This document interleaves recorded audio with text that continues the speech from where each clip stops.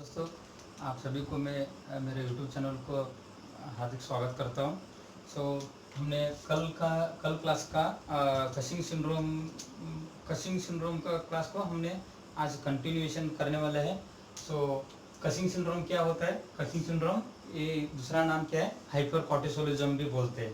Okay, adrenal gland से दो types का पार्ट होता है। एड्रेनल ग्लैंड में कॉर्टेक्स मेडुला, कॉर्टेक्स से glucocorticoids, medullocorticoids, sex hormones release होता है। ग्लूकोकॉर्टिकॉइड लेवल बढ़ गए तो हमने उसको हाइपर कॉर्टिसोलिज्म बोला था एंड कशिंग सिंड्रोम भी बोला था। Okay, it is a condition characterized by excessive secretion of the glucocorticoids levels. Okay, इसका रीजंस अलग अलग था। Primary Cushing syndrome, secondary Cushing syndrome, hydrogenic, इस तरह से बोला था। पैथोफिजियोलॉजी में एटियोलॉजिकल फैक्टर से ज़्यादा एड्रेनल हार्मोन्स रिलीज होता है। Not only glucocorticoids, along with the glucocorticoids, medullocorticoids, sex hormones भी बढ़ते हैं, क्योंकि ये तीनों ग्लूकोकॉर्टिकॉइड्स, मेडुलोकॉर्टिकॉइड्स, सेक्स हार्मोन्स कहाँ से होता है? कॉर्टेक्स से भी होता है, इसलिए थोड़ा बहुत दोनों हार्मोन्स को भी इफेक्ट करता है। एटियोलॉजिकल फैक्टर से ज़्यादा ग्लूकोकॉर्टिकॉइड्स लेवल रिलीज होता है। ज़्यादा ग्लूकोकॉर्टिकॉइड्स लेवल रिलीज होने से क्या होता है? Okay, that increases the absorption of sodium and water in the distal convoluted tube. As well as that increases the conversion of new glucose molecules. Hyperglycemia करते हैं. Increased hypervolemia, increased water retention and sodium retention in body, that causes the hypervolemia. Hypertension cause होता है. Increases the capillary permeability, vessels का permeability बढ़ाते हैं. इसके reason क्या होता है? इलेक्ट्रोलाइट्स लेवल, सोडियम लेवल का बढ़ने की वजह से पर्सन्स कंफ्यूजन, कोमा में जाने का भी चांसेस होता है। इस तरीके से पैथोफिजियोलॉजी देखा था। Clinical sign and symptoms very important है। क्लिनिकल साइन एंड सिम्टम्स में most important classical sign moon face, okay, moon face, buffalo hump, truncal obesity with slender legs, this clinical signs are very important. Along with hypervolemia होता है, hypertension लगता है, क्योंकि sodium level बढ़ता है, potassium level कम होता है। So many clinical symptoms are seen in the last class. So today we are discussing regarding the diagnosis of Cushing syndrome. So the main diagnostic evaluation is, the first start with the diagnostic evaluation by the history collection of the patient regarding the chief complaints.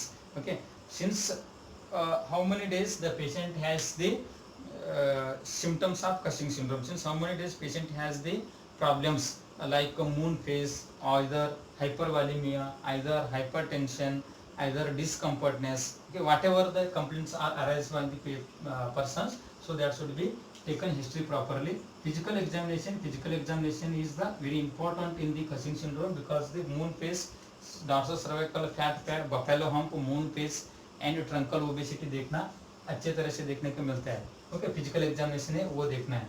Next, routine blood investigation करना है। Routine blood में okay, CBC, total blood count, SB, total count, SBTC, DC, platelet, RBS, creatinine, जो भी हो सब कुछ करना है रूटीन ब्लड इन्वेस्टिगेशन में।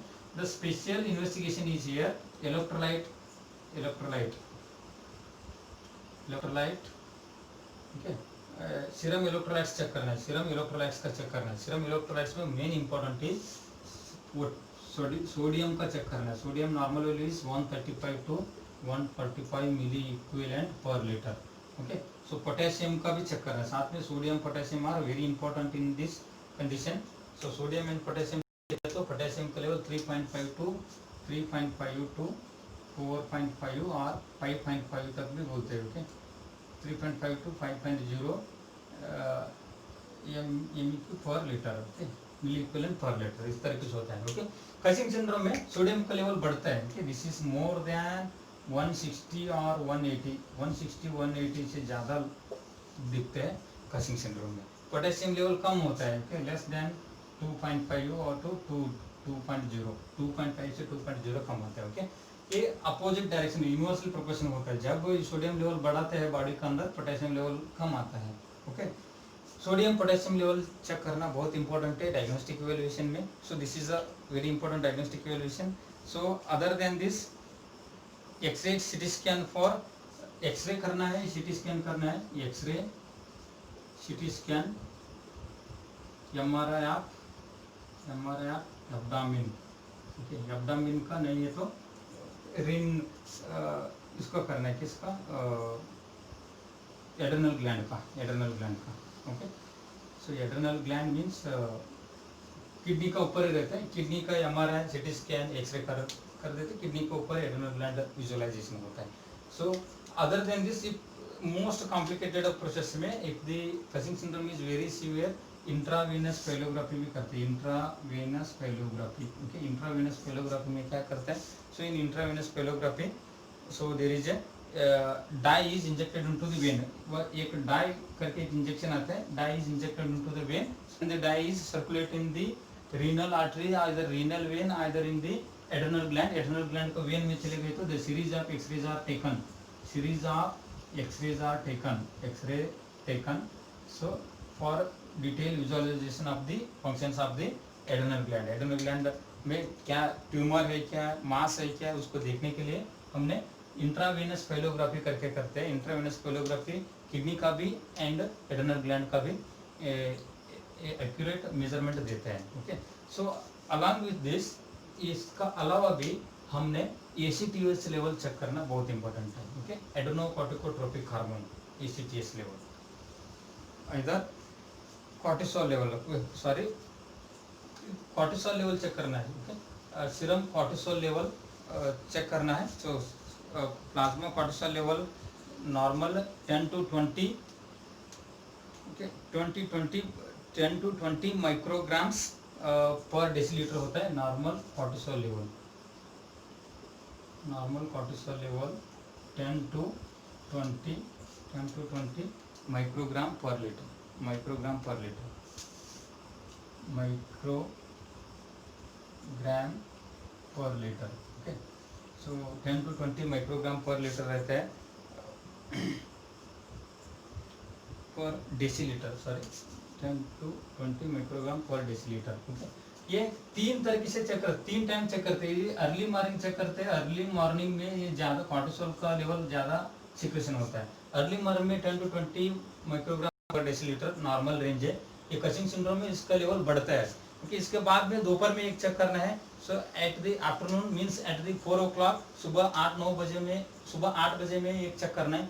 फिर 4 बजे, दोपहर में 4 बजे चेक करना है. उस टाइम नॉर्मली कितना आता है? 3 to 10 microgram per decilitre. This is the normal value. Then late night में मीन्स रात को 8 बजे, 10 बजे, 11 बजे से चेक करना है. सो नाइट में so probably 3 to 5 microgram per decilitre. Okay. This is the normal value of cortisol level. Cortisol level always 3 time check करना होता है. सो अगर ये तीनों टाइम में ज़्यादा कॉर्टिसोल लेवल बढ़ रहा है that indicates the Cushing syndrome. वो कसिंग सिंड्रोम इंडिकेट करता है. Okay. So this is the diagnostic evaluation of Cushing syndrome. Cushing syndrome का ये डायग्नोस्टिक इवेल्युएशन है. The next remaining part is management of Cushing syndrome. Cushing syndrome का हमने किस तरीके से मैनेजमेंट करते हैं.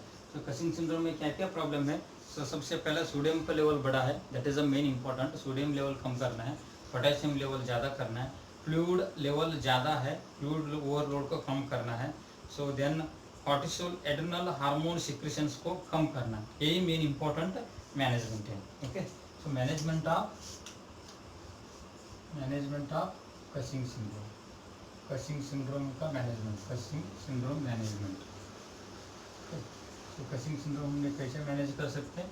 तो सबसे पहले मेन इंपॉर्टेंट इज अगर एड्रेनल हाइपरप्लेजिया है, एड्रेनल ग्लैंड का ट्यूमर है, एड्रेनल ग्लैंड ट्यूमर है, तो एड्रेनल ग्लैंड क्या करता है?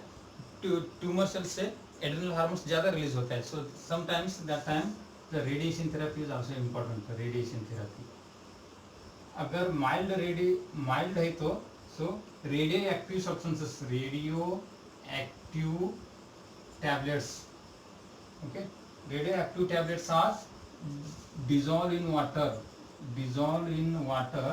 and administer the patient को पीने के लिए दे देने का. रेडियो एक्टिव सब्सटेंसेस को पानी में डाल के पेशेंट को पीने के लिए देने का. जब वो बॉडी अंदर में जाके जहाँ हाइपरप्लेजिया है बॉडी ऑर्गन्स, वो हाइपरप्लेजिया में क्या करते हैं?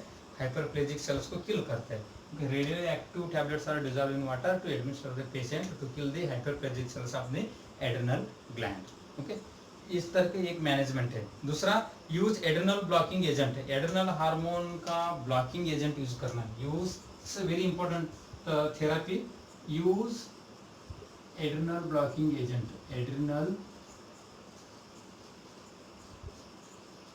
Blocking agent, use adrenal blocking agent. Okay, adrenal blocking agent को यूज करना है। Okay, for example of adrenal blocking agents are mitotane. Okay, mitotane करके मार्केट में अवेलेबल है मेडिसिन, एड्रिनल ब्लॉकिंग एजेंट्स है। Mitotane, trilostane, mitotane, trilostane, mitotane, trilostane. Okay, metyrapone, mitotane, trilostane, metyrapone. Okay, ketoconazole and Cytadren. Okay, Cytadren करके भी Cytadren, these are the adrenal blocking, Cytadren adrenal blocking agents है। Adrenal blocking agents means these agents that inhibits the secretion of adrenal hormones in the blood के अंदर adrenal hormones release करने का क्या करता है, कम करता है। Okay, so these are adrenal blocking agents है। Next, use ACTS blocking agents. Okay, ACTS adrenocorticotropic hormone से स्टिमुलेट होता है adrenal gland, so that's why ACTS blocking agents भी देना है। Use ACTS blocking agents. Okay, so use the ACTS blocking agents, use ACTS blocking agents adrenocorticotropic hormone को block करने का, adrenocorticotropic hormone का ब्लॉक करने का मेडिसिन यूज करना है। Okay, so ACTS blocking agents for example bromocriptine. Bromocriptine is useful in various therapies, में use होता है ब्रोमोक्रिप्टिन। सो ये ब्रोमोक्रिप्टिन देने से एसीटीएस भी सप्रेस होता है। ओके, सोमैटोस्टैटिन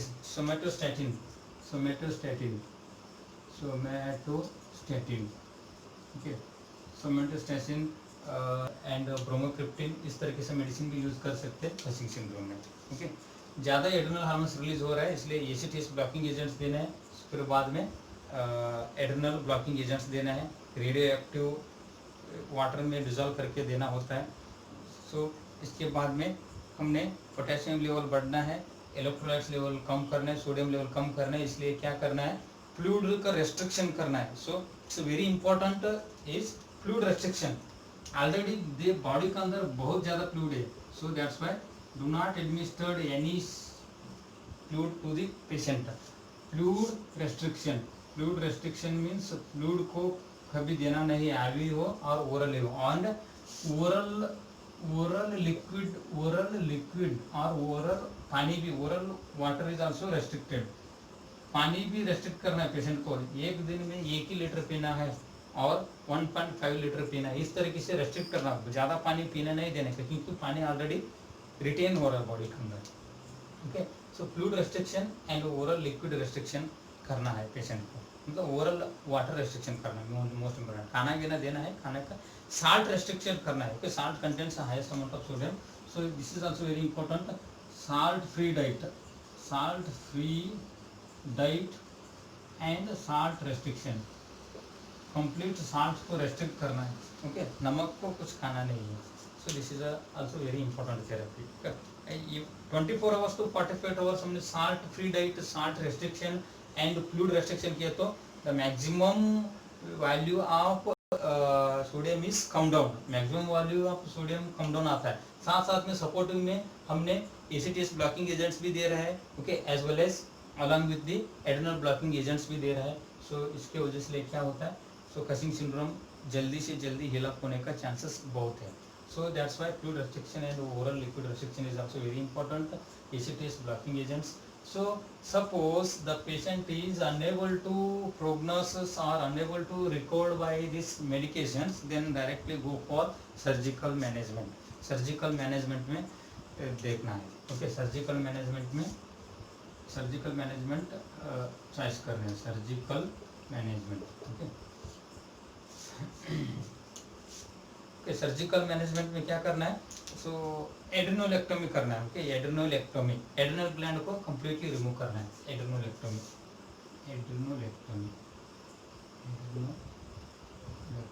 मतलब surgical removal of the adrenal gland. Adrenal gland को कम्प्लीटली सर्जिकली रिमूव करना होता है।